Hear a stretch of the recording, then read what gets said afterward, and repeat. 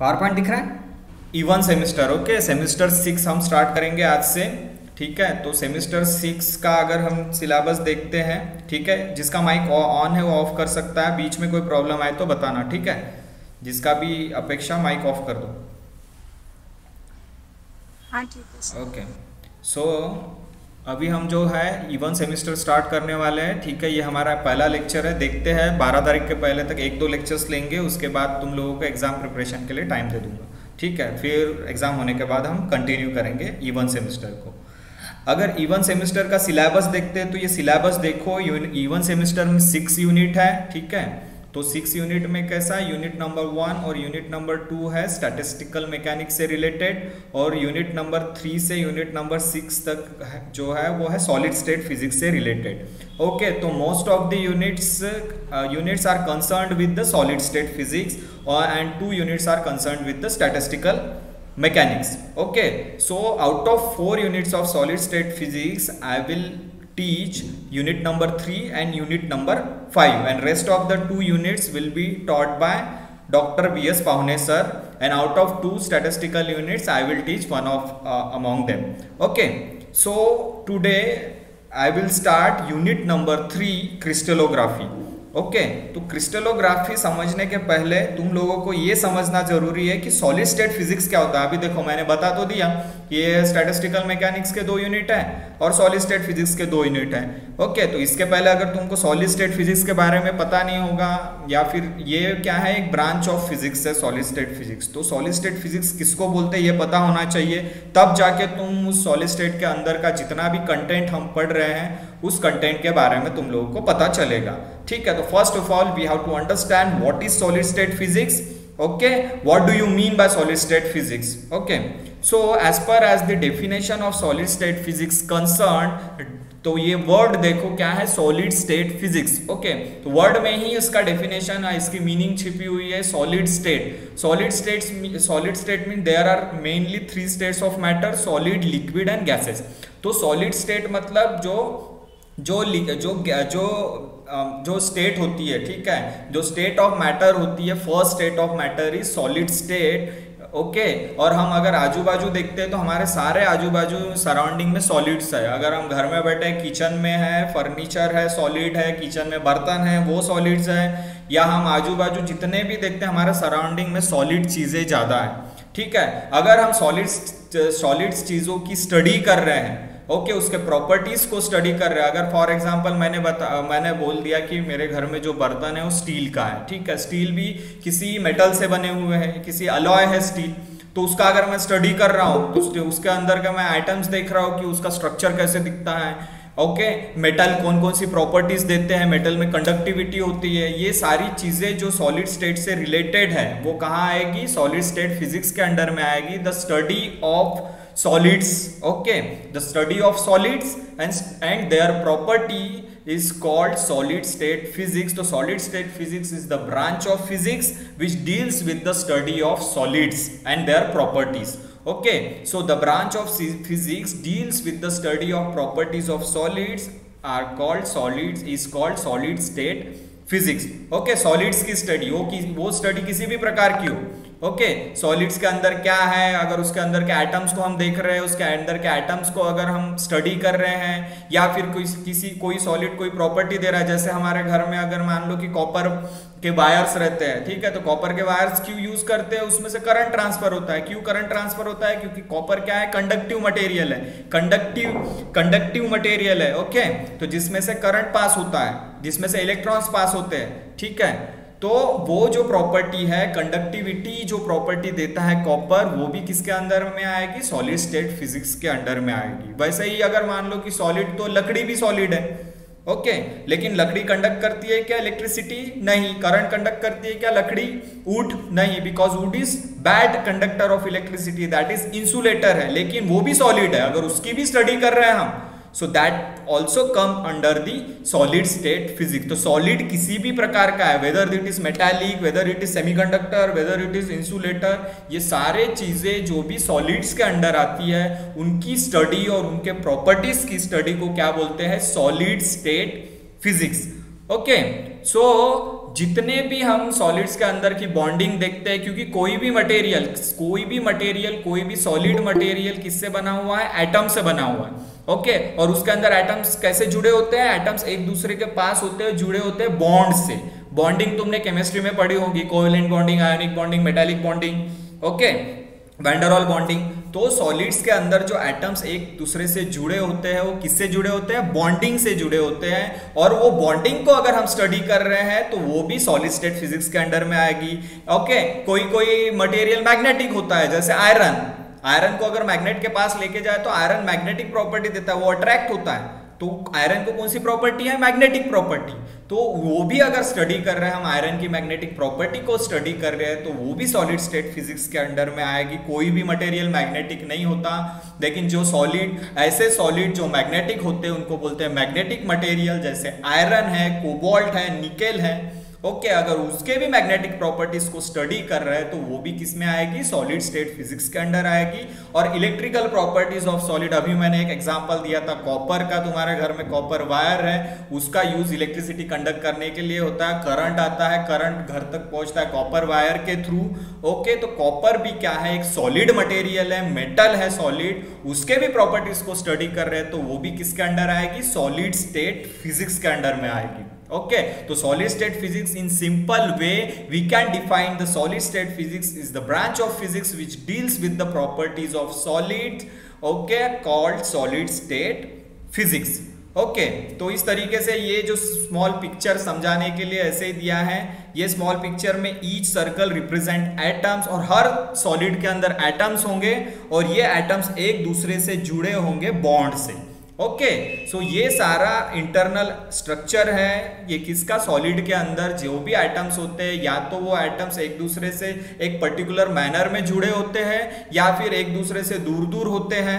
ठीक है, randomly order में होते हैं या एक सिस्टमैटिक ऑर्डर के अंदर जुड़े होते हैं एटम। अगर मेटल बोलूंगा, मेटल क्या है, गुड कंडक्टर ऑफ इलेक्ट्रिसिटी है। ओके, और मेटल के अंदर अगर मैं एटम्स को ऑब्जर्व करता हूं तो मेटल के अंदर के एटम्स एक दूसरे के पास आसपास होते हैं और बहुत सिस्टमैटिक ऑर्डर में अरेंज, एक पर्टिकुलर ऑर्डर में अरेंज होते हैं। लेकिन वही अगर मैं लकड़ी, वुड की बात कर रहा हूं, वुड क्या, इंसुलेटर, वुड के अंदर के अगर एटम्स को देखूंगा तो वो एटम्स रैंडमली अरेंज होते हैं। कोई एटम इधर जा रहा है, कोई एटम उधर जा रहा है, रैंडमली अरेंज होते हैं, रेगुलर पैटर्न में अरेंज नहीं होते। तो उन सॉलिड्स को क्या बोलते हो मैं आगे डिस्कस करूंगा।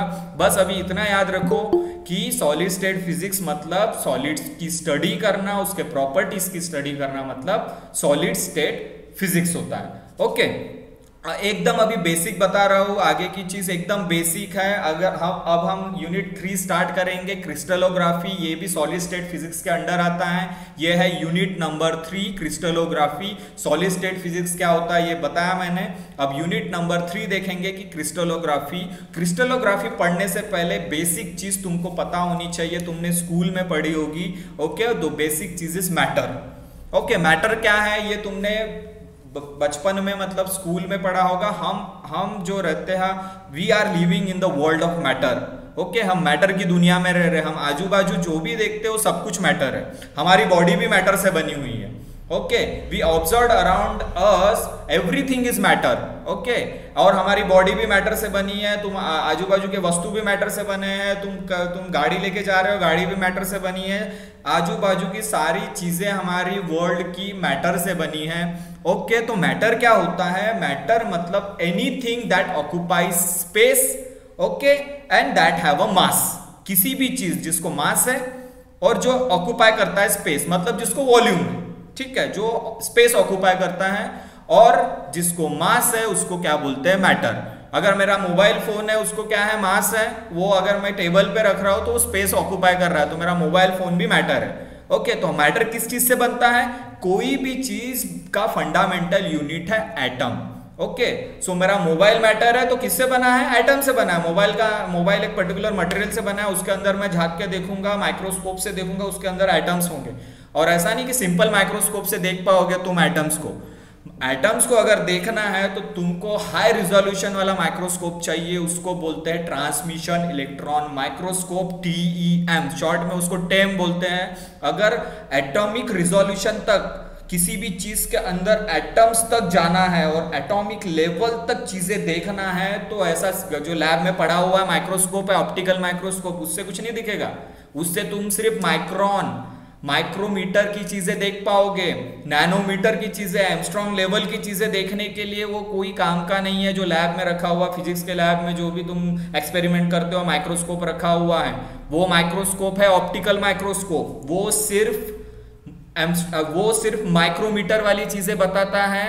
लेकिन अगर तुमको नैनोमीटर वाली चीजें और उसके नीचे एटम देखना, एटम का साइज कितना होता है, ठीक है, 10⁻⁻10 मीटर, 1 एमस्ट्रॉन्ग लेवल तक साइज होता है। उतना कम साइज अगर देखना है, नैनोमीटर तक लेवल का साइज होता है, अगर वो देखना है तो वो देखने के लिए तुमको एक पावरफुल माइक्रोस्कोप की जरूरत पड़ती है। और वो पावरफुल माइक्रोस्कोप मतलब ट्रांसमिशन इलेक्ट्रॉन माइक्रोस्कोप, उसको शॉर्ट में TEM बोलते हैं। वो माइक्रोस्कोप की कीमत 5 करोड़ से लेके 10 करोड़ तक हो सकती है। ओके, तो वो माइक्रोस्कोप से तुम किसी भी मटेरियल के अंदर किस चीज से बना हुआ है, एटम्स कैसे अरेंज है, अंदर के एटम्स कैसे दिखते हैं, किस ऑर्डर में दिखते हैं, वो तुम देख सकते हो। तो मैटर मतलब anything that occupies a space and having mass, कोई भी चीज जिसको मास है और ऑक्युपाई कर रही है स्पेस, उसको मैटर बोलेंगे। और matter is made up of atoms, molecules और आयंस। मैटर किससे बना है? एटम से बना है, मॉलिक्यूल से बना है, आयन से बना है। ओके, सो अगर हम स्टेट्स ऑफ मैटर की बात करें, तुमने स्कूल में पढ़ा होगा कि मैटर के 3 स्टेट्स होते हैं, सॉलिड, लिक्विड और gas. Okay, 3 state, there are basically 3 main states of matter, solids, liquid and gases. लेकिन अगर मैं आज की बात करूं तो there are 5 states of matter.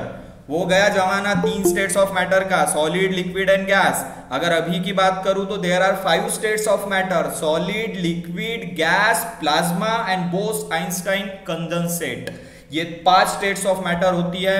5 states of matter कौन सी होती है? Solid, liquid, gas, plasma and Bose Einstein condensate. अब तुम बोलोगे सॉलिड, लिक्विड, गैस तक तो ठीक है, मैंने प्लाज्मा भी सुना है, बोलोगे ये बोस-आइंस्टाइन कंडेंसेट क्या चीज है? I don't know about this, ऐसे बोलोगे तुम लोग, ठीक है। अब सॉलिड को तो तुमको पता है, सॉलिड तुम आजू बाजू सब कुछ चीजें देखते हो, सॉलिड्स है, ठीक है। बर्तन, तुम्हारे फर्नीचर, तुम्हारा टेबल, तुम्हारा व्हीकल, सब सॉलिड्स है। लिक्विड भी तुमको पता है, पानी, ठीक है। जो आजू बाजू देखते हो तुम, वाटर देखते हो, फ्लूइड देखते हो, सबके सब लिक्विड है, ये भी तुमको पता है। गैसेस भी तुमको पता है, एटमॉस्फेयर में ऑक्सीजन है, हाइड्रोजन है, नाइट्रोजन है, ये सब गैसेस के बारे में पता है। अब प्लाज्मा और बोस-आइंस्टाइन कंडेंसेट क्या, देखो, don't confuse with the plasma in blood. Blood में भी प्लाज्मा होता है, ठीक है। और स्टेट्स ऑफ मैटर में भी 4th स्टेट ऑफ मैटर है प्लाज्मा। ओके, तो प्लाज्मा कैसे अचीव करते हैं? प्लाज्मा स्टेट कैसे ऑब्जर्व होगी? एक गैस ले लो, कोई भी गैस ले लो, फॉर एग्जांपल तुमने गैस ले लिया हाइड्रोजन गैस को तुम हीट कर रहे हो और हीट करने का, हाइड्रोजन गैस मतलब किससे बनी है? हाइड्रोजन एटम से बनी है। हाइड्रोजन एटम के अंदर क्या होता है? इलेक्ट्रॉन होता है। अब हाइड्रोजन गैस या फिर आर्गन गैस पकड़ लो, कोई भी गैस पकड़ लो, आर्गन गैस को तुम हीट कर रहे हो, आर्गन गैस में आर्गन एटम्स रहेंगे, आर्गन एटम्स के अंदर इलेक्ट्रॉन्स रहेंगे। और जैसे ही आर्गन गैस को तुमने हीट कर दिया, बहुत ज्यादा टेम्परेचर दे दिया, आर्गन गैस के अंदर का इलेक्ट्रॉन बाहर निकल जाएगा, तो ये इलेक्ट्रॉन फ्री हो जाएगा। तो फ्री इलेक्ट्रॉन बाहर निकल गया तो आर्गन गैस क्या हो जाएगी? आयोनाइज्ड। कोई भी एटम के बाहर अगर इलेक्ट्रॉन निकल गया तो वो बन जाता है आयन। वैसे ही अगर गैस को हीट कर रहे हो तो क्या बन जाएगा? हॉट गैस बनेगी, that is called ionised gas, क्योंकि उसमें से इलेक्ट्रॉन निकल जाएगा। कोई भी एटम में से इलेक्ट्रॉन निकला तो वो आयन बनता है। हॉट गैस में से तुम इलेक्ट्रॉन निकाल रहे हो हीट करके, तो हॉट गैस क्या बन जाएगा? प्लाज्मा, उसको बोलते हैं plasma state. Ionised state of gas is called plasma state. Okay, is called plasma. Okay, तो 4th स्टेट ऑफ मैटर कौन सा है? प्लाज्मा। कैसे अचीव करते हैं? किसी भी गैस को तुम हीट करो, उसमें से इलेक्ट्रॉन बाहर निकलेगा तो वो गैस आयोनाइज्ड बन जाएगी, और आयोनाइज्ड गैस मतलब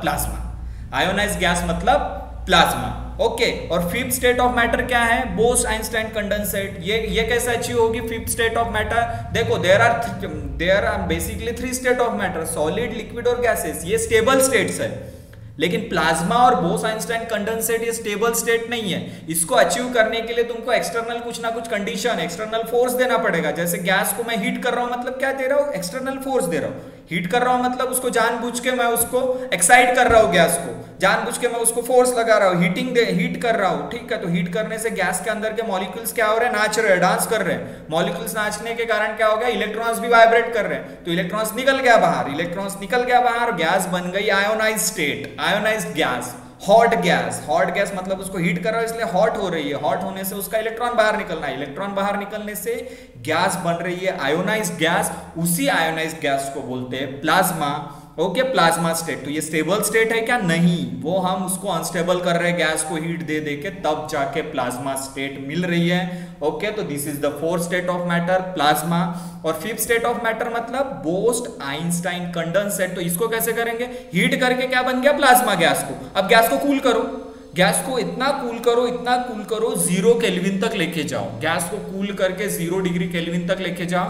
तो 0 डिग्री केल्विन तक अगर गैस को लेके गए, ठीक है, कोई भी गैस नहीं, वो गैस की डेंसिटी क्या होनी चाहिए? कम। अगर कोई भी लो डेंसिटी वाली गैस है उसको एकदम फ्रीज कर रहे हो, फ्रीज करना मतलब कूल कर रहे हो, कितने केल्विन तक कूल करना पड़ेगा? 0 केल्विन तक कूल करना पड़ेगा।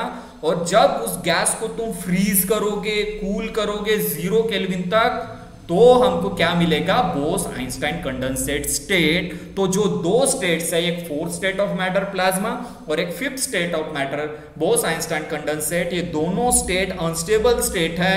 इसको अचीव करने के लिए, प्लाज्मा को अचीव करना है तो गैस को हीट करो, इलेक्ट्रॉन बाहर निकालो, तो हॉट आयोनाइज्ड गैस हो जाएगी प्लाज्मा। अगर तुमको बोस-आइंस्टाइन कंडेंसेट स्टेट चाहिए तो गैस को कूल करो, इतना कूल कर दो, इतना ठंडा कर दो, इतना फ्रीज कर दो 0 केल्विन तक, तो वो बन जाएगी बोस-आइंस्टाइन कंडेंसेट स्टेट। ओके, तो आई होप कि तुम लोगों को ये पांचों स्टेट्स ऑफ मैटर समझ में आया होगा। 3 स्टेट्स ऑफ मैटर तुमको ऑलरेडी पता है, 2 स्टेट्स ऑफ मैटर मैंने एक्स्ट्रा में बताया मतलब अभी के एग्जिस्टेंस में there are 5 states of matter, solid, liquid और गैस। गैस को हीट करो तो प्लाज्मा, गैस को कूल करो तो बोस-आइंस्टाइन कंडेंसेट स्टेट मिलेगी। ओके, तो there are 5 states of matter. Okay, so अभी अगर मैं सॉलिड की बात करूंगा तो देखो ये ऐसा डब्बा है, कुछ भी है, ये क्यूब है, जैसे आइस क्यूब है, वो भी सॉलिड है, लेकिन वो कैसे आइस क्यूब मेल्ट होता है तो लिक्विड बन जाता है। इफ सपोज ये आइस क्यूब है तो ये क्या है? सॉलिड है। ओके, तो सॉलिड में क्या होता है? एटम्स एकदम आसपास में अरेंज होते हैं, देखो पास में एकदम पैक्ड स्ट्रक्चर। तो एटम्स एकदम आपस में ये स्ट्रॉन्ग फोर्सेस से जुड़े होते हैं, strong intermolecular forces, strong inter atomic forces मतलब एटम्स के बीच के forces, that is called inter atomic forces. Intermolecular forces मतलब 2 मॉलिक्यूल्स है उसके बीच के फोर्सेस को बोलते हैं इंटरमोलिकुलर फोर्सेस। तो सॉलिड्स में इंटरमोलिकुलर और इंटर एटॉमिक फोर्सेस एकदम स्ट्रांग होते हैं, इसलिए एटम्स एकदम पास में एकदम जुड़े होते हैं एकदम। इसलिए सॉलिड क्या होते हैं? रिजिड होते हैं। सॉलिड हार्ड होता है, रिजिड होता है, क्यों? क्योंकि उसके अंदर के एटम्स एकदम आसपास में जुड़े होते स्ट्रॉन्ग इंटरमोलिकुलर फोर्सेस के साथ, स्ट्रॉन्ग इंटर एटॉमिक फोर्सेस के साथ। वही अगर लिक्विड की बात करूंगा तो एटम्स क्या होते हैं? थोड़े सेपरेट होते हैं, थोड़े दूर होते हैं, और उनके बीच के जो फोर्सेस है थोड़े वीक होते हैं as compare to solid. Liquid के इंटरमोलिकुलर और इंटर एटॉमिक फोर्सेस वीक होते हैं, एटम्स थोड़े दूर होते हैं, वीक होते हैं, ठीक है। इसलिए लिक्विड में कैसे, अगर पानी ले लो एक बाल्टी में और पानी पे हाथ मारो, ठीक है, हाथ मारने के बाद पानी के कैसे बूंदे ऐसे ऊपर उड़ती है, क्योंकि उसके अंदर के इंटर एटॉमिक फोर्सेस क्या होती है? वीक होते हैं। वैसे ही अगर सॉलिड को हाथ मारो तो सॉलिड इजीली ब्रेकेबल और इजीली सेपरेबल है क्या? नहीं है, क्योंकि सॉलिड हार्ड होता है। क्यों हार्ड होता है? क्योंकि सॉलिड के अंदर के एटम्स के फोर्सेस एकदम स्ट्रांग होते हैं। 2 एटम्स और 2 से ज्यादा एटम्स बहुत स्ट्रांग फोर्सेस के साथ जुड़े होते हैं, इसलिए सॉलिड हार्ड होता है। लिक्विड में इंटरमोलिकुलर और इंटर एटॉमिक फोर्सेस वीक होते हैं, एटम्स थोड़े सेपरेटेड होते हैं, वीक होते हैं, इसके कारण लिक्विड उतना स्ट्रांग नहीं होता।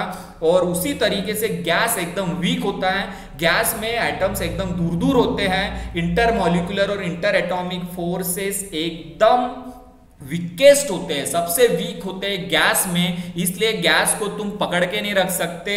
ठीक है, अगर गैस को अगर किसी कंटेनर में रखा भी और कंटेनर का ढक्कन अगर खोल दिया तो गैस के मॉलिक्यूल्स बाहर निकल जाएंगे कंटेनर से। क्यों बाहर निकलेंगे मॉलिक्यूल्स गैस के?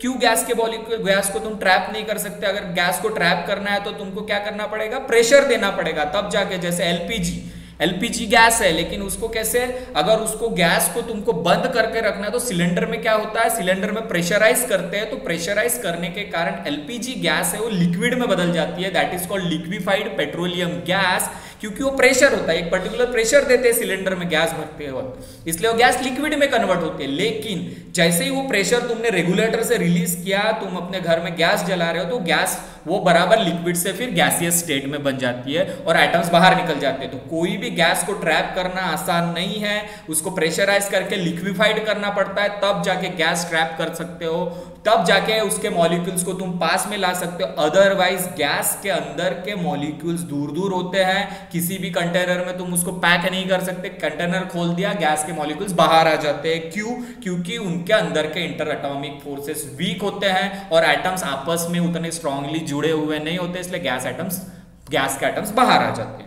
ठीक है, तो इस तरीके से सॉलिड, लिक्विड और गैसेस में डिफरेंस है। सॉलिड में इंटरमॉलिक्यूलर और इंटर एटॉमिक फोर्सेस स्ट्रांग होते हैं, लिक्विड में वीकर होते हैं और गैस में वीकेस्ट होते हैं। ओके, सो इस तरीके से सॉलिड और लिक्विड और गैस का डिफरेंस मैंने समझाया। Okay, so there are basically 5 states of matter: solid, liquid, gas, plasma and Bose Einstein condensate. ये प्लाज्मा का पिक्चर है, देखो प्लाज्मा किस तरीके से दिखता है। सन के अंदर भी प्लाज्मा होता है। ओके, सन एकदम हॉट हो जाता है तो उसके अंदर के गैसेस भी प्लाज्मा में कन्वर्ट हो जाते हैं, इसलिए सन जब स्टार्टिंग में ऑरेंज वगैरह दिखता है तो उसके अंदर भी हाइड्रोजन गैस आयोनाइज्ड हो जाती है।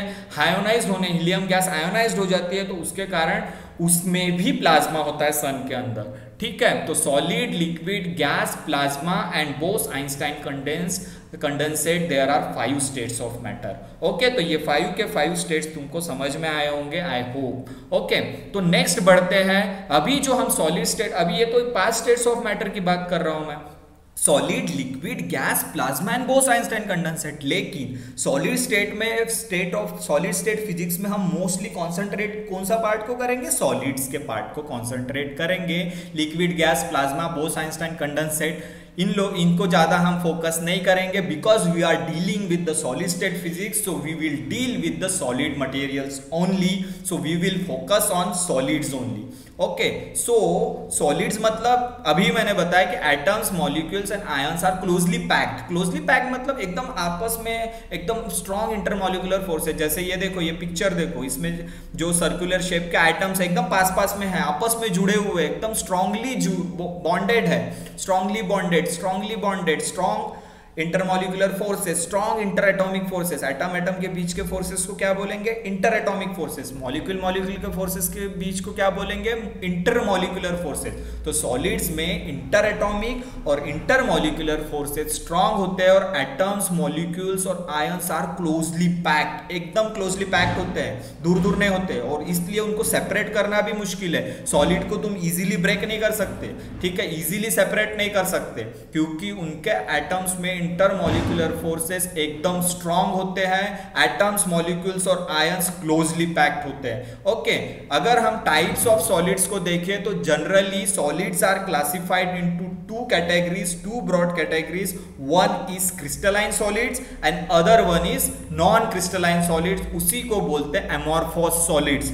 ओके, क्रिस्टलाइन सॉलिड्स और एमॉर्फस सॉलिड्स। ओके, तो सॉलिड्स के 2 बेसिकली टाइप्स है, crystalline solids and amorphous solids. Okay, तो अभी क्रिस्टलाइन सॉलिड्स किसको बोलेंगे, एमॉर्फस सॉलिड्स किसको बोलेंगे? एमॉर्फस मतलब नॉन क्रिस्टलाइन, क्रिस्टलाइन और non crystalline. Non crystalline solids are also called amorphous solid. Okay, so solids are distinguished into 2 categories, crystalline solids and amorphous solid. So अब देखेंगे कि crystalline solids मतलब क्या, amorphous solids मतलब क्या। Question ऐसा भी आता है कि distinguish between crystalline solids and amorphous solids, तो तुमको डिफरेंस के 4 पॉइंट्स लिखते आना चाहिए। Okay, very very easy. Crystalline solids और एमॉर्फस सॉलिड्स, हमारे घर में भी क्रिस्टलाइन सॉलिड्स और एमॉर्फस सॉलिड्स के एग्जांपल्स है। वो क्या है वो मैं बताऊंगा अभी, ठीक है। अभी बस इतना जान लो कि सॉलिड्स के दो टाइप्स होते हैं, मेनली दो सॉलिड्स को दो कैटेगरीज में डिवाइड करते हैं, crystalline solids and amorphous solids. Okay,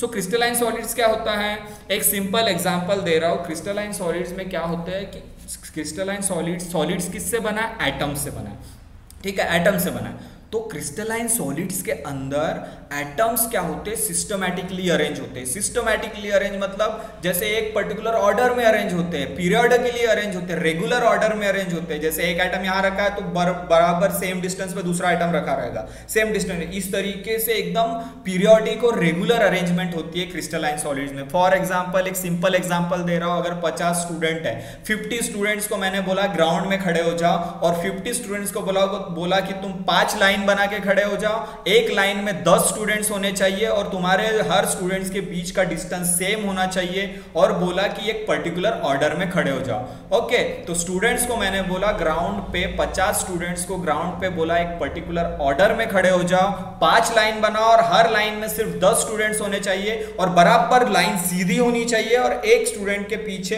एक दूसरा स्टूडेंट्स है तो सेम डिस्टेंस पे खड़े हो जाओ, तो एक पर्टिकुलर पैटर्न बन जाएगा ग्राउंड में।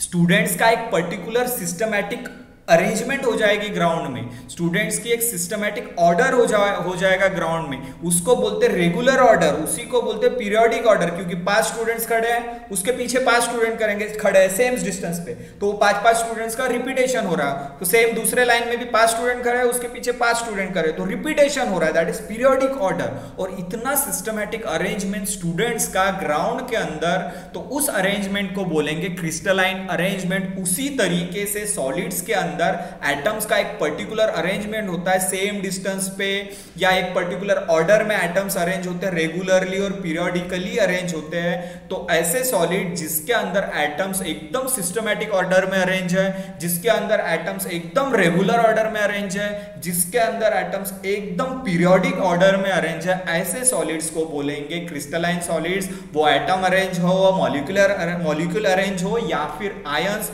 एकदम सिस्टमैटिक ऑर्डर में। अगर मैंने बोला कि स्टूडेंट्स 50 स्टूडेंट तुम ग्राउंड में कहीं पर भी खड़े हो जाओ, तो स्टूडेंट क्या हो जाएंगे, रैंडमली खड़े हो जाएंगे, तो उसको बोलेंगे non crystalline solid. Random order non crystalline solid, एक particular periodic order crystalline solids. Okay, systematic order of arrangement, systematic arrangement of atoms in solid, systematic periodic regular arrangement of atoms or molecules or ions in the solids are called crystalline solids. So crystalline solids mean the solids in which atoms, ions or molecules are arranged in periodic or regular manner in all 3 direction. 3 direction क्यों बोल रहा हूँ, कोई भी चीज 3 dimensional होती है, x direction, y direction and z direction. तीनों डायरेक्शन में अगर एटम्स एक पर्टिकुलर पीरियोडिक, रेगुलर और एकदम सिस्टमैटिक ऑर्डर में अरेंज है, तो ऐसे सॉलिड्स को बोलेंगे क्रिस्टलाइन सॉलिड्स। इसलिए क्रिस्टलाइन सॉलिड्स को एक पर्टिकुलर शेप होता है, डेफिनेट शेप होता है और डेफिनेट ज्योमेट्री होती है।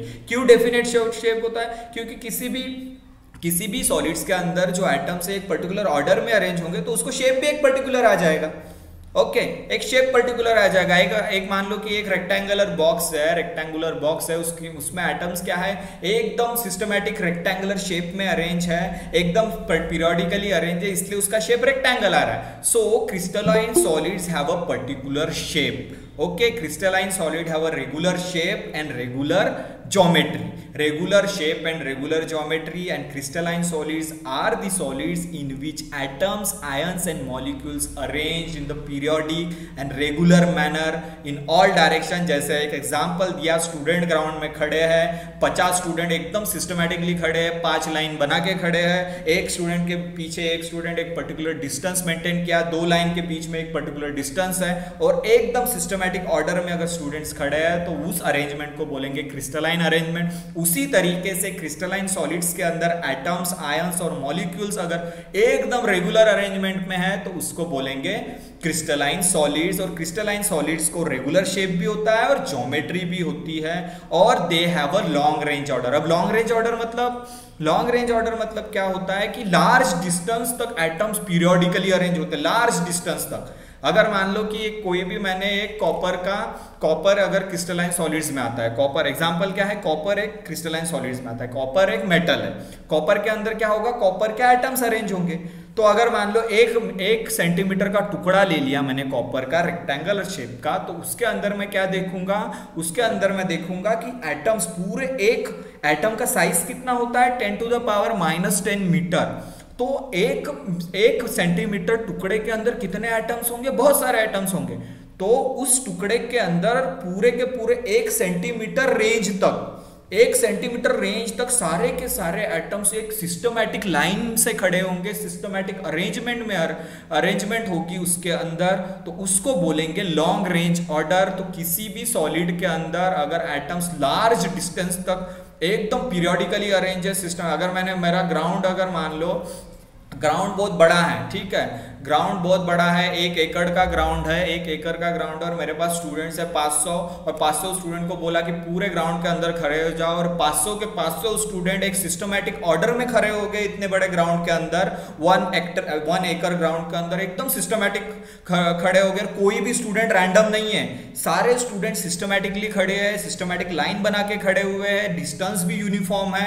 तो वो पूरे ग्राउंड के अंदर मतलब लार्ज डिस्टेंस तक, पूरे ग्राउंड के अंदर लार्ज डिस्टेंस तक क्या है, लॉन्ग रेंज ऑर्डर है, लार्ज डिस्टेंस तक ऑर्डर है स्टूडेंट्स का, लार्ज डिस्टेंस तक स्टूडेंट सिस्टमैटिकली ऑर्डर में खड़े हैं। तो मैं क्या बोलूंगा कि उस ग्राउंड में स्टूडेंट्स का क्या है, long range order. Long range order मतलब periodic arrangement at a large distance. So okay, periodic arrangement at a large distance, पूरा long. So what are the example of crystalline solids? The example of crystalline solids are metals. Okay, metals में कोई भी metals ले लो, ये तो मैंने 4-5-6 metals के नाम लिखा है, या कार्बन एलोट्रोप का नाम लिखा हुआ है। कोई भी मेटल्स ले लो पीरियोडिक टेबल में उठा के, सारे मेटल्स क्रिस्टलाइन सॉलिड्स की कैटेगरी में आते हैं। Copper, silver, gold, sodium, aluminium या कार्बन, ये सारे मेटल्स या कार्बन नॉन मेटल या एलोट्रोप की कैटेगरी में भी आता है। तो ये सारे के सारे क्या आएंगे, क्रिस्टलाइन सॉलिड्स के अंदर आते हैं। और उसी तरीके से कुछ कंपाउंड्स जैसे मिनरल्स, NaCl, घर का कॉमन सॉल्ट क्या होता है, सोडियम क्लोराइड होता है, तो सोडियम क्लोराइड भी क्रिस्टलाइन होता है। KCl, potassium chloride, calcite, calcium carbonate जो चूना वगैरह होता है, ओके, पोटेशियम कार्बोनेट, ये सब के सब भी क्रिस्टलाइन मटेरियल होते हैं। NaCl, KCl और कल्साइट, ये सब क्या है, मिनरल्स, ये भी क्रिस्टलाइन सॉलिड्स के अंदर आते हैं। अगर एग्जांपल देखेंगे हम क्रिस्टलाइन सॉलिड्स के, तो ये सिंपल देखो, NaCl, सोडियम क्लोराइड का एग्जांपल दे रहा हूं। देखो सोडियम और क्लोरीन के एटम्स एकदम रेगुलरली अरेंज है। ये देखो जो ग्रीन एटम है, ग्रीन एटम क्या है, ग्रीन एटम है क्लोरीन, और जो येलो एटम है वो येलो एटम क्या है, सोडियम। तो ये देखो क्लोरीन, सोडियम, क्लोरीन, फिर सोडियम, क्लोरीन, सोडियम, फिर क्लोरीन, सोडियम, क्लोरीन। तो ये एक पर्टिकुलर ऑर्डर में अरेंज है। ये देखो यहाँ पर क्या है, क्लोरीन, सोडियम, क्लोरीन, फिर यहाँ पे क्लोरीन, सोडियम, हर क्लोरीन के बाद एक सोडियम अरेंज है एट अ पर्टिकुलर डिस्टेंस और एक रेगुलर मैनर में अरेंज है। तो ये एग्जांपल क्या है, क्रिस्टलाइन सॉलिड का एग्जांपल है। NaCl, हम जो कॉमन सॉल्ट खाते हैं वो सोडियम क्लोराइड है, और सोडियम क्लोराइड में सोडियम और क्लोरीन अल्टरनेटली अरेंज रहते एक पर्टिकुलर ऑर्डर में, ओके, इसलिए NaCl क्या है, क्रिस्टलाइन सॉलिड्स की कैटेगरी में आता है। उसी तरीके से गोल्ड देखो, गोल्ड के अंदर अगर एटम्स देखोगे तो इस तरीके से अरेंज रहते हैं। गोल्ड की यूनिट सेल है ये। यूनिट सेल क्या होता है मैं आगे बताऊंगा, ओके। अभी जान लो कि गोल्ड मेटल के अंदर एटम्स इस तरीके से अरेंज होते हैं। देखो 1 2 3 4 5 6, तो ऊपर के फेज में 6 एटम, नीचे के फेज में 1 2 3 4 5 6 एटम, आप बाजू के फेज में 1 2 3 4 5 एटम, 5 एटम, मतलब हर फेज में 5 एटम, एक रेगुलर अरेंजमेंट है। ये देखो ऊपर वाला प्लेन देखो, ये वाला जहां पे मेरा माउस एरो है, 1 2 3 4 5 एटम। नीचे वाला प्लेन देखो, ये वाला, इसमें भी क्या है, 1 2 3 4 5 एटम। बाजू वाला प्लेन देखो, 1 2 3 4 5 एटम। सो हर प्लेन में 5 एटम रेगुलरली अरेंज है गोल्ड मेटल के अंदर। तो ये भी क्या होगा, ये भी आएगा क्रिस्टलाइन सॉलिड्स कैटेगरी के अंदर, ठीक है। और एक सिंपल एनालॉजी दे रहा हूँ, सिंपल रोज का एग्जांपल दे रहा हूँ। अगर जब हम वॉल बनाते हैं तो वॉल को क्या करते हैं, ईंटों को एक सिस्टमैटिक ऑर्डर में अरेंज करते हैं, तो वो भी एक एग्जांपल है। इस तरीके से देखो, well known analogy, arrangement of BRICS in wall. अगर मैं ईंटों को, अगर मैं दीवार में ईंटें इस तरीके से सिस्टमैटिक ऑर्डर में लगा रहा हूँ, ये देखो छोटी ईंटें नीचे लगा दिया, बड़ी ईंटें ऊपर लगा दिया, तो इस तरीके से मैं ये रिपीट कर रहा हूँ अरेंजमेंट। बड़ी ईंटें देखो 1 2 3 4 5 6, ये बड़ी ईंटें, फिर छोटी ईंटें 1 2 3 4 5 6, इस तरीके से, फिर बड़े ब्रिक्स, फिर छोटे ब्रिक्स, फिर बड़े ब्रिक्स, छोटे ब्रिक्स, ऐसे रिपीटेटिव अरेंजमेंट एक पर्टिकुलर ऑर्डर में अरेंज कर रहा हूँ दीवार बनाते वक्त। ओके, तो दीवार बनाते वक्त, वॉल बनाते वक्त एक पर्टिकुलर अरेंजमेंट ऑफ ब्रिक्स मैं दे रहा हूँ, एक रेगुलर अरेंजमेंट दे रहा हूँ ब्रिक्स को। Okay, so this is the example, well known everyday life example. The arrangement of BRICS in wall is nothing but the example of crystalline solids में जिस तरीके का अरेंजमेंट होता है, उसी तरीके से हम वॉल बनाते वक्त ब्रिक्स का एक रेगुलर अरेंजमेंट देते हैं। इसको एनालॉजी दे सकते हैं क्रिस्टलाइन सॉलिड्स के साथ। Okay, so famous everyday example is arrangement of bricks in wall. Okay, तो well known analogy is there. Okay, so ये हो गया क्रिस्टलाइन सॉलिड्स। और अभी non crystalline solids, crystalline solids का उल्टा नॉन क्रिस्टलाइन सॉलिड्स मतलब एमॉर्फोस सॉलिड्स, रैंडम अरेंजमेंट। अगर मैंने बोल दिया 500 स्टूडेंट को बोल दिया कि ग्राउंड में खड़े हो जाओ तुम, अब तुम्हारी जो मर्जी हो खड़े हो गए। 500 में से क्या हो गया, 500 में से 10 स्टूडेंट एक लाइन बना के खड़े हो गए और बाकी 490 स्टूडेंट रैंडमली अरेंज हो गए। ओके, 10 स्टूडेंट ने क्या किया कि बात समझी और 10 स्टूडेंट एकदम रेगुलरली अरेंज हो गए और 490 स्टूडेंट रैंडमली अरेंज हो गए। तो उस ग्राउंड में मैक्सिमम अरेंजमेंट क्या, रैंडम अरेंजमेंट। और 10 स्टूडेंट जो समझदार निकले वो सिस्टमैटिक अरेंज हो गए। लेकिन फिर भी अगर मैं ओवरऑल 500 स्टूडेंट्स की बात करूंगा तो 490 स्टूडेंट रैंडम ऑर्डर में अरेंज हो गए, 10 स्टूडेंट रेगुलर ऑर्डर में अरेंज हो गए। तो मैं क्या बोलूंगा कि एमॉर्फोस, तो ये अरेंजमेंट क्या है, एमॉर्फोस है। ये अरेंजमेंट क्या है, नॉन क्रिस्टलाइन अरेंजमेंट है। And non crystalline arrangement have short range order, long range order नहीं है। शॉर्ट रेंज ऑर्डर क्यों बोल रहा हूं, क्योंकि 500 के 500 रैंडम अरेंज नहीं हुए, उसमें से 10 स्टूडेंट एक पर्टिकुलर अरेंजमेंट, एक सिस्टमैटिक लाइन बना के खड़े हुए, बाकी 490 स्टूडेंट इधर उधर ग्राउंड में रैंडमली खड़े हुए, लेकिन वो 10 स्टूडेंट एक पर्टिकुलर लाइन में खड़े हुए। इसलिए मैं उस नॉन क्रिस्टलाइन सॉलिड को क्या बोलूंगा, they have short range order, मतलब एक शॉर्ट डिस्टेंस पे एक ऑर्डर है और उसके बाद रैंडम हो गया। ठीक है, पहले ग्राउंड की शुरुआत होते ही 10 स्टूडेंट एक लाइन में खड़े हो गए, बाकी 490 स्टूडेंट रैंडमली स्प्रेड हो गए ग्राउंड के अंदर। तो मैं क्या बोलूंगा कि वो अरेंजमेंट है नॉन क्रिस्टलाइन सॉलिड्स। एमॉर्फोस अरेंजमेंट है वो, क्योंकि उसमें शॉर्ट रेंज ऑर्डर है, मतलब 500 में से 490 स्टूडेंट रैंडम है, तो 10 स्टूडेंट एक पर्टिकुलर ऑर्डर में है एंड 10 स्टूडेंट पर्टिकुलर ऑर्डर में होने के कारण दे have short range order. Okay, so amorphous or non-crystalline solids means amorphous solids are the solids in which atoms, ions and molecules arrange in random or irregular manner। ऐसा नहीं कि systematic एक line में arrange होंगे, randomly कहीं पर भी arrange हो सकता है एटम। ना डिस्टेंस यूनिफॉर्म होगा, ना सिस्टमैटिक अरेंजमेंट होगी, इर्रेगुलर मैनर में अरेंज होंगे। तो उसके कारण क्या होता है, they have irregular shape and geometry, irregular shape, irregular form, irregular geometry. तो नॉन क्रिस्टलाइन सॉलिड्स के अंदर अगर एटम्स की अरेंजमेंट देखते हो तो रैंडम अरेंजमेंट होगी, और जो शेप होगा नॉन क्रिस्टलाइन सॉलिड्स का वो इरेगुलर शेप होगा, इरेगुलर फॉर्म होगा, इरेगुलर ज्योमेट्री होगा। That's why they have short range order. अभी बताया मैंने 500 एटम्स अगर किसी मेटल के अंदर है और 500 में से सिर्फ 10-12 एटम्स एक पर्टिकुलर ऑर्डर में अरेंज है और बाकी रैंडमली अरेंज है, तो मैं क्या बोलूंगा, they have short range order means the proper arrangement और periodic arrangement at a very short distance. जैसे मैंने 500 स्टूडेंट्स को ग्राउंड में अरेंज करने के लिए बोला तो 10 स्टूडेंट सिस्टमैटिकली अरेंज हुए, 490 नहीं हुए। इसका मतलब 10 स्टूडेंट के कारण उसमें क्या आएगा, शॉर्ट रेंज ऑर्डर। एक पर्टिकुलर डिस्टेंस तक पीरियोडिक अरेंजमेंट है, उसके बाद रैंडम अरेंजमेंट है। 490 स्टूडेंट रैंडमली अरेंज हो गए, तो दे हैव शॉर्ट रेंज ऑर्डर। तो एग्जांपल क्या क्या है नॉन क्रिस्टलाइन सॉलिड्स के, हम घर में देखते हैं, रबर है, प्लास्टिक है, ग्लास है। ओके, तो रबर, प्लास्टिक और glass they are easily breakable. Why they are easily breakable?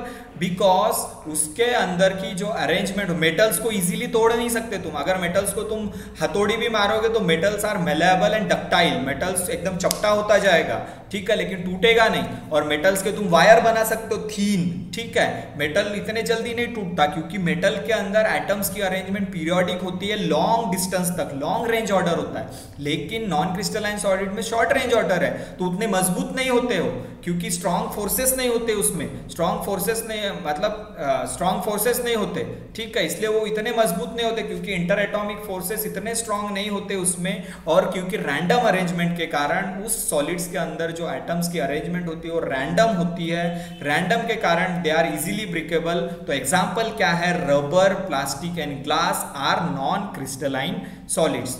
Okay, तो नॉन क्रिस्टलाइन सॉलिड्स का एग्जांपल क्या है, ग्लास। देखो ग्लास, ऐसा एटम्स, अगर ग्लास एकदम यूनिफॉर्म, कोई भी लाइन में खड़ा नहीं है, इधर उधर अरेंजमेंट है, रैंडम अरेंजमेंट है एटम्स की, ओके, एक पर्टिकुलर अरेंजमेंट नहीं है एटम्स की, कोई एकदम लाइन में नहीं है सिस्टमैटिक, और हर एटम के बीच में भी डिस्टेंस उतना यूनिफॉर्म नहीं है, कोई भी एटम रैंडमली इधर उधर अरेंज है। तो this is the example of amorphous और नॉन क्रिस्टलाइन सॉलिड्स। और एग्जांपल और देखेंगे, ग्लास का स्ट्रक्चर देखो कैसे दिखता है। जैसे मान लो कि ये जो रेड एटम्स है वो ग्लास के अंदर के एटम्स है, तो ये देखो, ये 3 एटम्स एक पर्टिकुलर शेप में अरेंज है ट्रायंगल की तरह, 1 2 3 एंड ये 4 छोटा वाला, ओके। लेकिन यहाँ पे एटम्स देखो इस तरीके से रैंडम अरेंजमेंट है, बीच में स्पेस ज्यादा है, इधर स्पेस कम है, इधर रैंडमली अरेंज है। सिर्फ ये 3 एटम्स ट्रायंगल में एक पर्टिकुलर ऑर्डर में अरेंज है, तो ये शॉर्ट रेंज ऑर्डर है। और फिर पूरे स्ट्रक्चर को देखते हो ग्लास के, तो एटम्स क्या है, कहीं देखो यहाँ पे स्पेस ज्यादा है, ये एटम और ये एटम के बीच में स्पेस ज्यादा है, ये एटम और ये एटम के बीच में स्पेस कम है, यहाँ से यहाँ एटम के बीच में स्पेस कम है, यहाँ देखो 5 एटम है तो यहाँ बहुत सारे 1 2 3 4 5 6 7 8 एटम्स है यहाँ पे, या फिर 5 एटम्स है, यहाँ पे 4 एटम्स है। तो ये क्या है, रैंडम अरेंजमेंट है, ये एक सिस्टमैटिक अरेंजमेंट नहीं है। ओके, अगर शॉर्ट डिस्टेंस तक देखें तो शॉर्ट रेंज ऑर्डर है 1 2 3, ये 3 एटम्स तो ठीक है एक दूसरे के एकदम इक्वल डिस्टेंस पे अरेंज है। लेकिन अगर हम पूरे स्ट्रक्चर को देखते हैं ग्लास के, तो जो एटम्स का अरेंजमेंट है वो रैंडम है, ओके, सिस्टमैटिक अरेंजमेंट नहीं है। तो इसलिए इसको क्या बोलेंगे, द नॉन क्रिस्टलाइन सॉलिड्स और amorphous solids have short range order because they don't have the regular और periodic arrangement at a large distances, at a long distances they have short range order and their atoms are arrange in random manner.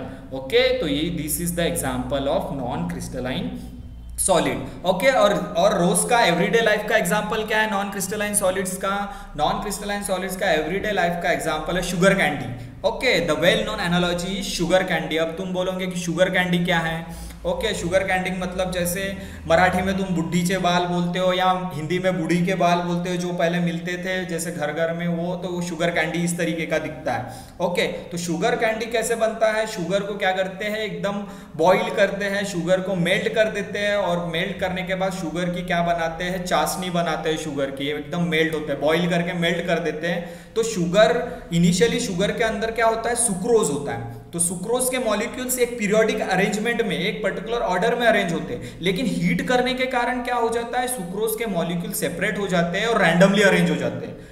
तो जो crystalline sugar है, heat करने के बाद non crystalline होता है, और हीट करने के बाद जब शुगर को मेल्ट करते हो, हीट करते हो, तो उसकी चाशनी बन जाती है। ओके, दैट चाशनी से तुम क्या बनाते हो, शुगर कैंडी बनाते हो। तो वो शुगर कैंडी एग्जांपल है एमॉर्फोस सॉलिड का। शुगर कैंडी के अंदर जो शुगर के मॉलिक्यूल्स रहते हैं वो रैंडम अरेंजमेंट में रहते हैं, उनकी अरेंजमेंट रेगुलर नहीं होती।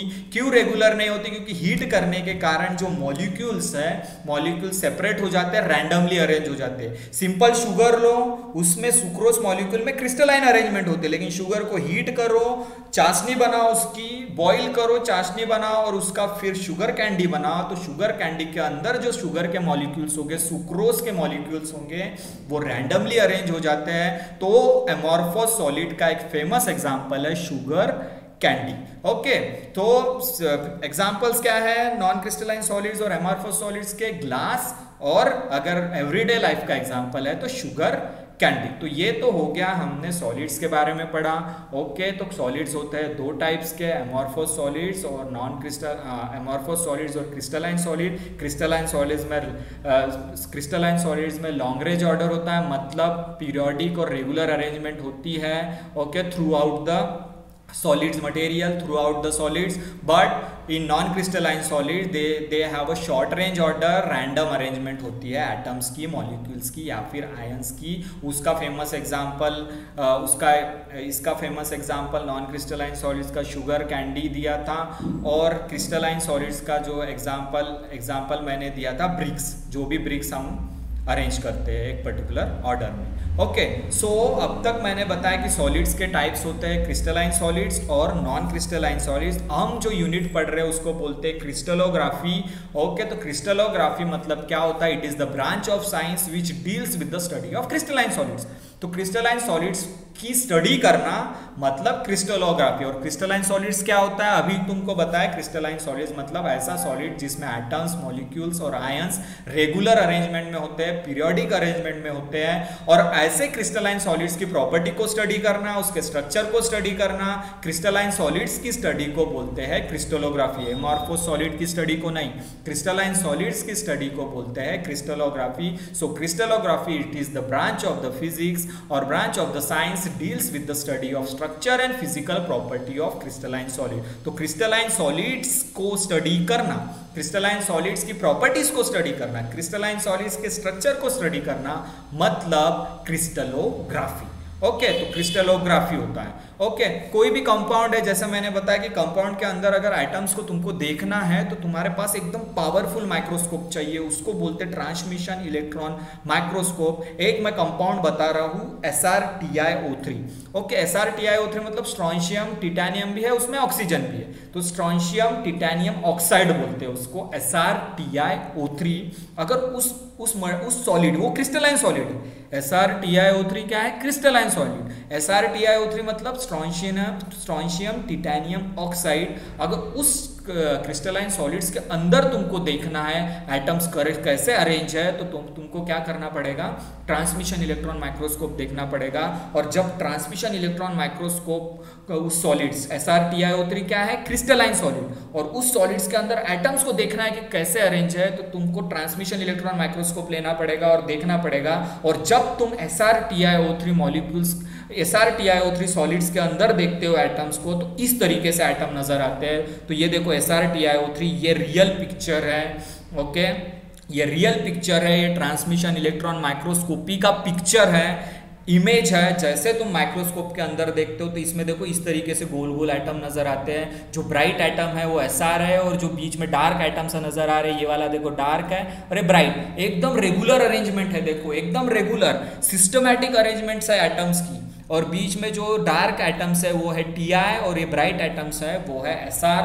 तो देखो एकदम सिस्टमैटिक अरेंजमेंट है. जब तुम SrTiO3 को ट्रांसमिशन इलेक्ट्रॉन माइक्रोस्कोप से देखोगे तो इस तरीके से एटॉमिक अरेंजमेंट एकदम रेगुलरली सिस्टमैटिक, रेगुलरली एक लाइन से एटम्स अरेंज है. Okay, so this is the example of crystalline solids SrTiO3. और क्रिस्टलाइन सॉलिड्स की स्टडी को बोलते हैं क्रिस्टलोग्राफी. तो ये यूनिट में हम क्रिस्टलोग्राफी से रिलेटेड है, जिसमें हम क्रिस्टलाइन सॉलिड्स के बारे में पढ़ेंगे. ओके, तो किसी भी सॉलिड्स के अंदर अगर एटम्स की पोजीशन तुमको पता करनी है, किसी भी सॉलिड्स मटेरियल के अंदर एटम कहाँ रखा हुआ है, ठीक है, एटम कहाँ है, मॉलिक्यूल कहाँ है, उसकी पोजीशन हमको पता चाहिए ना. हमको तो ऐसा दिखेगा नहीं, ट्रांसमिशन इलेक्ट्रॉन माइक्रोस्कोप से जस्ट तुम देख पाओगे कि एटम्स कहाँ है, ठीक है. लेकिन अगर उसका थ्योरेटिकली हमको देखना है कि एटम्स कहाँ रखा हुआ है, एटम की पोजीशन डिटरमाइन करनी है, एटम की पोजीशन डिटरमाइन करनी है, मॉलिक्यूल की पोजीशन डिटरमाइन करनी है, या आयन की पोजीशन डिटरमाइन करनी है सॉलिड के अंदर, तो वो डिटरमाइन करने के लिए एक कॉन्सेप्ट आता है. उस कॉन्सेप्ट को बोलते हैं lattice point. So lattice points are required to describe the position of atoms, molecules और ions inside the solid. Okay, so lattice points क्या होते हैं? lattice points होते हैं the points which are used to determine the position of atoms, ion and molecules are called lattice points. तो जहाँ point होगा वहाँ atom होगा. Okay, तो lattice point, one lattice point correspond to one atom. Okay, so the points which are used to determine the position of atoms, ions and molecules are called lattice points. और जहाँ lattice point होगा वहाँ atoms present रहेंगे। तो देखो इस तरीके की अरेंजमेंट, तो ये पॉइंट मतलब लैटिस पॉइंट, यहाँ लैटिस पॉइंट है मतलब यहाँ एक एटम है, यहाँ लैटिस पॉइंट है मतलब यहाँ एक एटम है, यहाँ लैटिस पॉइंट है मतलब यहाँ एक एटम है।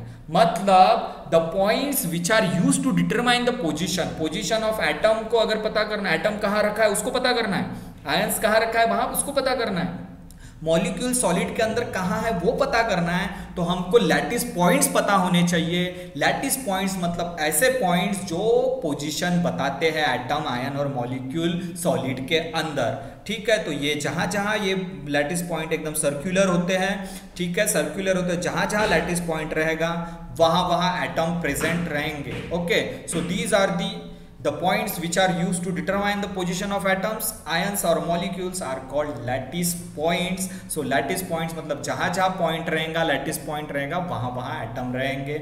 मतलब ऐसे पॉइंट्स जो एटम की पोजीशन, मॉलिक्यूल की पोजीशन और आयन की पोजीशंस बताते हैं उनको बोलेंगे लैटिस पॉइंट। और इसी लैटिस पॉइंट्स की 3 डायमेंशनल अरेंजमेंट को बोलते हैं space point, space lattice.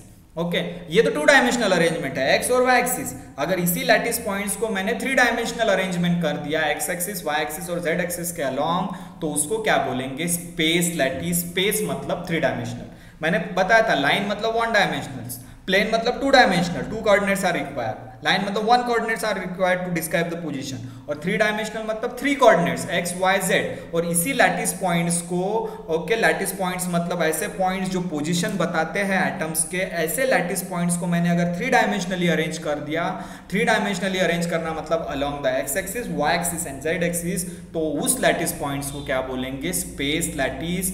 So space lattice मतलब the 3D array of lattice points called space lattice। 3D array मतलब 3D arrangement of lattice points, 3 dimensional arrangement of lattice points are called space lattice। और what are lattice points? The lattice points are the points which describe the position of atoms, molecules and ions inside the solid, and the 3 dimensional arrangement of lattice points are called, 3 dimensional arrangement of lattice point is called space lattice। तो ये देखो 3 dimensional array, ये lattice point 3 dimensional arrange है along x axis, y axis and z axis। ऐसे अगर lattice points 3 dimensionally arrange है तो उसको, उस lattice points को क्या बोलेंगे? space lattice।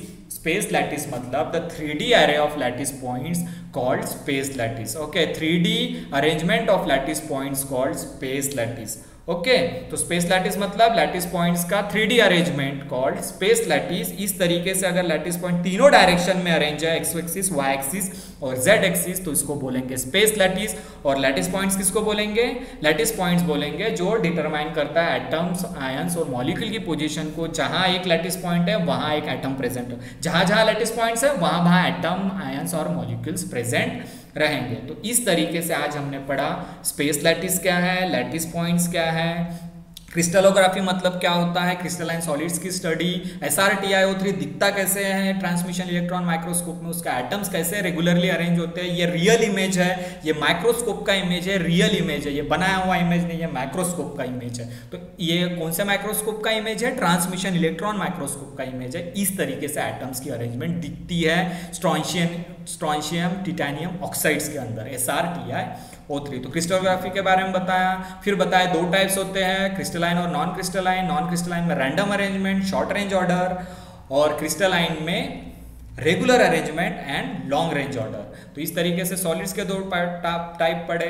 और सॉलिड्स मतलब जिसमें एटम्स, मॉलिक्यूल्स एकदम क्लोजली पैक्ड रहते हैं, इंटर एटॉमिक और inter molecular forces strongly bonded together. Okay, तो ये हो गया सॉलिड्स। और स्टेट्स ऑफ मैटर के बारे में पढ़ा, solid, liquid, gas, plasma and boss Einstein condensation. और इनिशियली हमने सॉलिड स्टेट फिजिक्स क्या होता है ये पढ़ा। तो आज के लिए इतना काफ़ी है। अगर कोई क्वेश्चन है तो पूछो। Very simple.